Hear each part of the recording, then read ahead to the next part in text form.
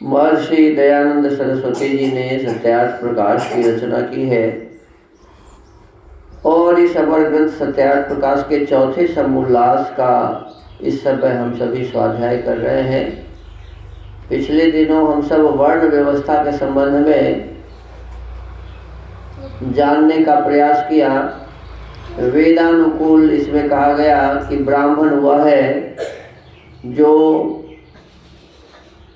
इस शरीर में जैसे मुख का स्थान है, सारे शरीर में सबसे मुख्य क्या है जी? मुख है। सोचते हैं इसी से, देखते हैं इसी से, सुनते हैं इसी से, बोलते हैं इसी से, इसीलिए ये मुख है।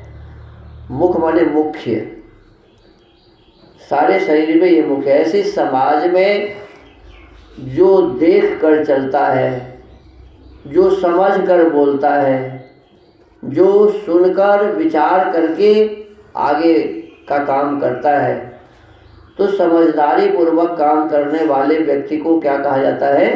ब्राह्मण कहा जाता है। क्या कहा जाता है जी? अब देखो, दर्द पैर में हो रहा है, दर्द पेट में हो रहा है, दर्द हाथ में हो रहा है, और रो कौन रहा है? मुख। कौन रो रहा है जी? वाणी से चिल्लाता है, आंख से आंसू बहाता है। ये सब कौन कर रहा है? ब्राह्मण। तो समाज में, हमारे इस समाज में जो इसी प्रकार के व्यक्ति हैं, जो दूसरों के दुख से दुखी रहते हैं, जो दूसरों के दुख को दूर करने का प्रयास करते हैं, जो विचार पूर्वक काम करते हैं, जो किसी को परेशान नहीं करते, जिसमें 15 गुण हो।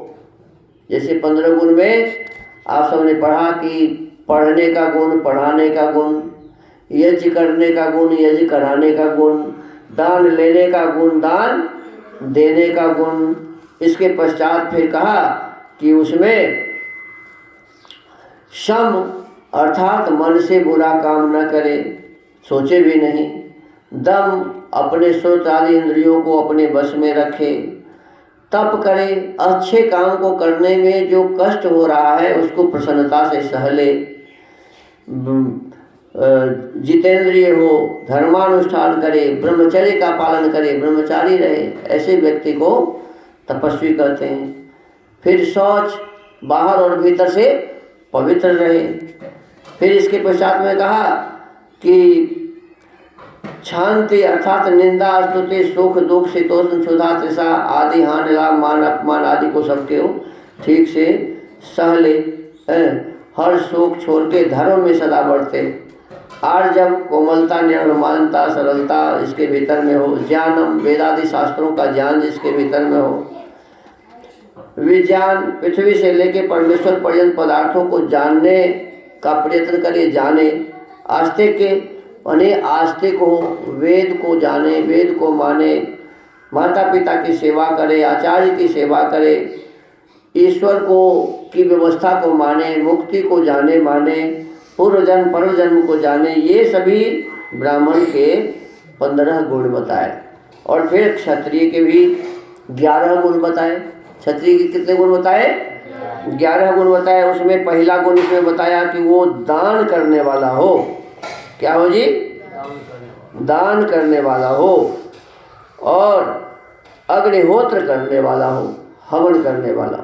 दान भी करे, हवन भी करे, और पढ़ने वाला हो, अध्ययन करने वाला हो।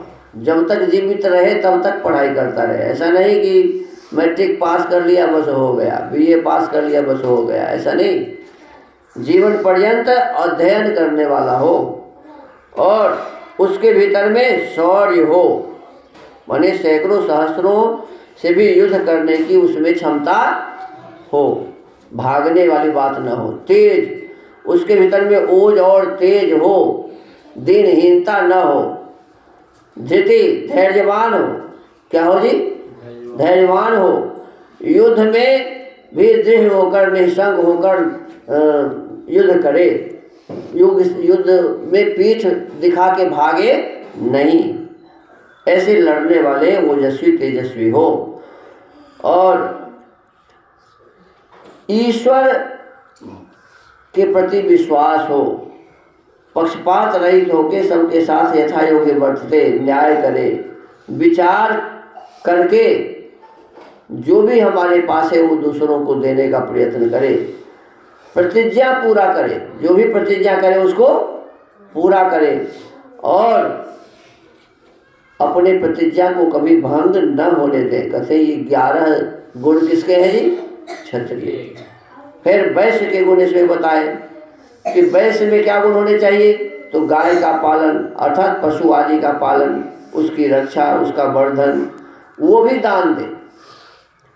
वैश्यों को भी क्या करना है? दान वैश्य को भी देना चाहिए और उसको भी हवन करना चाहिए। वैश्य को भी क्या करना चाहिए? नित्य प्रति हवन करना चाहिए, उसको भी प्रतिदिन पढ़ना चाहिए। नियमित रूप से वेद का स्वाध्याय ब्राह्मण, क्षत्रिय और वैश्य सबको करना चाहिए।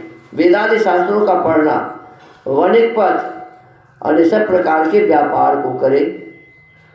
कुशीर माने यदि किसी को धन दे तो उसके बदले में जो सूद ले, तो सूद में लिखा है कि 100 रुपया यदि किसी को दे तो 4, 6, 8, 12, 16 व 20 आनों से अधिक उस पर उसका क्या कहते हैं,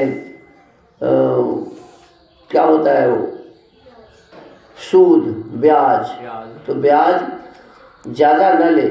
लिखा हुआ है कि यदि बहुत ज़्यादा ले तो 100 वर्ष भी हो जाए तो 100 रुपया का 200 रुपया से ज़्यादा न ले। 1 रुपया का 2 रुपया, इससे अधिक कभी भी नहीं लेना चाहिए और देना भी नहीं लिखा है कि देना भी नहीं चाहिए। तो ये गुण जिसमें होता है, खेती करे, तो ऐसे गुण वैश्य में होते हैं। किस में होते हैं जी? वैश्य ही सबको भोजन पहुंचाता है। प्रधानमंत्री, राष्ट्रपति से लेकर के और जितने भी कार्य करने वाले लोग हैं सबका भोजन कौन पहुंचाता है? वैश्य पहुंचाता है।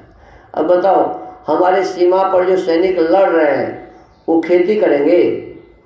खेती करेंगे, धन उपजाएंगे, धान गेहूँ उपजाएंगे क्या? और वो करने लगेंगे तो फिर लड़ाई कौन करेगा? देश की रक्षा कौन करेगा? तो क्षत्रिय अपना काम करे और उसको भोजन पहुंचाने का काम कौन करेगा जी? वैश्य। कौन करेगा?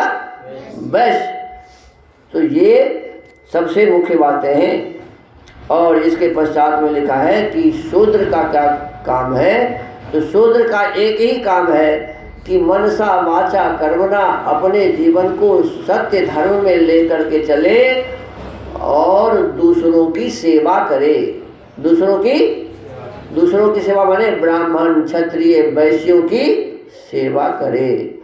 अच्छा, यहाँ लोग इसका मतलब ये समझते हैं कि शूद्र का मतलब सेवा करना, हम तो चमार हैं, हम तो दुसाध हैं, हम तो पिछड़े वर्ग हैं, हम तो शूद्र हैं और हमको कहा कि दूसरों की सेवा करेगा, ऐसा लोग समझते हैं। अरे आपके लिए नहीं कहा गया है महाराज। अब आप तो शूद्र हैं ही नहीं, आप पढ़े लिखे विद्वान हैं, आप नेता हैं, आप नेतृत्व करने वाले हैं, आप शूद्र नहीं हैं, आपके लिए ऐसा नहीं कहा। अरे जो व्यक्ति पढ़ाई कराने से भी न पढ़े, पीछे कहा गया ना कि वर्ण का निर्धारण कब हो?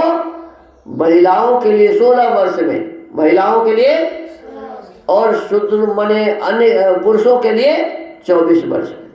24 वर्ष पूरा पढ़ाई लिखाई करे, 16 वर्ष पढ़ाई लिखाई करे और इसके पश्चात में ये निश्चय हो कि ये किस वर्ण के योग्य हैं। पढ़ाई कराने से भी जो न पढ़ाई कर सके, ऐसे को क्या कहेंगे जी? शूद्र। क्या कहेंगे? तो जब वो वैश्य का भी काम नहीं कर सकते, क्षत्रिय का भी काम नहीं कर सकते, ब्राह्मण का भी काम नहीं कर सकते, तो कुछ काम तो उसे करना पड़ेगा ना पेट भरने के लिए। तो क्या करे? तो ब्राह्मण का काम कर दे, क्षत्रिय का काम कर दे, वैश्य का काम कर दे और इस प्रकार से उसका भी जीवन यापन होता रहे। तो इस प्रकार से नहीं पढ़ने वाले को किसी प्रकार का दिमाग बहुत तेज चलने वाला नहीं है, ऐसे व्यक्ति को शूद्र के स्थान में रखा है। लेकिन शूद्र का मतलब खराब नहीं होता, शूद्र का मतलब नीच नहीं होता। क्योंकि यदि मान लो कोई शूद्र बहुत बढ़िया भोजन बनाता है तो वो भी तो उसमें गुण है ना। क्या है जी? गुण है। भोजन बनाना भी क्या है जी? एक गुण है। किसी का कपड़ा ठीक से धो दिया तो ये भी क्या है जी? गुण है। यदि सफाई बढ़िया से कर लिया तो ये क्या है जी? गुण है। तो ये कौन कर सकता है? जो श्रेष्ठ होगा, जो आर्य होगा, जो समझदार इस प्रकार से अपने जीवन को शुद्ध और पवित्र रख सकेगा, वही ऐसा करेगा। तो सेवा भी सब नहीं कर सकता, सेवा भी जो अच्छे लोग होंगे वही कर सकते हैं। तो शूद्र का मतलब हमें नीच कभी भी समझना नहीं चाहिए। आगे इसमें कहा, ये संक्षेप से वर्णों के गुण और कर्म लिखे। जिस जिस पुरुष में जिस जिस वर्ण के गुण कर्म हो उस वर्ण का अधिकार देना, ऐसी व्यवस्था रखने से सब मनुष्य उन्नतिशील होते हैं। क्योंकि उत्तम वर्णों को भय होगा कि जो हमारे संतान मूर्खत्वादि दोषयुक्त होंगे तो शूद्र हो जाएंगे, और संतान भी डरते रहेंगे कि जो हम उक्त चाल चलन और विद्यायुक्त न होंगे तो शूद्र होना पड़ेगा, और नीच वर्णों को उत्तम वर्णस्थ होने के लिए उत्साह बढ़ेगा। देखो आजकल अव्यवस्था क्यों हो रही है?